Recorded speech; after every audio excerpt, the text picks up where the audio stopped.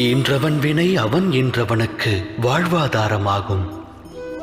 குரோதம், பழிவாங்கும் உணர்வு இவை விளையும் இன்னல்களுக்கு அஸ்திவாரமாகும். தாய் தந்தையர் சந்ததியர் வாழ்வில் சந்தோஷம் சங்கமிக்க எண்ணுவர். ஆனால் சந்ததியர் வாழ்வு ஈன்றோர் கர்மத்தை அடிப்படையாக கொண்டது. அமிர்தத்தை வழங்க எண்ணலாம். அடிப்படை விதி தவறினால் அது ஆலகால விஷமாகும். தம் சந்ததியர் வாழ்வை தாம் எவ்வாறு உருவாக்கப் போகின்றீர்கள்? சந்ததியருக்கு ஆஸ்தியையும் அந்தஸ்தையும் ஞானத்தையும் வழங்கியிருப்பீர்கள்.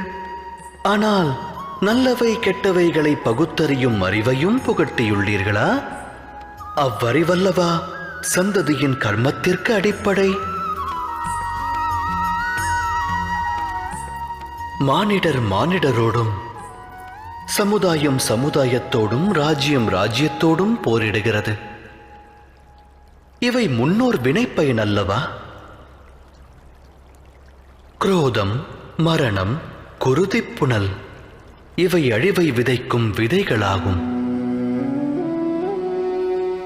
அதை விதைத்தால் தாய் தந்தையர் சந்ததியருக்கு ஜனனத்தோடு மரணத்தையும் பரிசளிப்பதாகிவிடும்.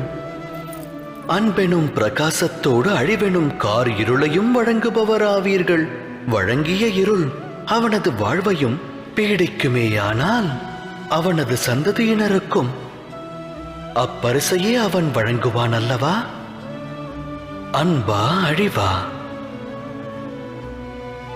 சிந்தித்து செயலாற்றுங்கள்.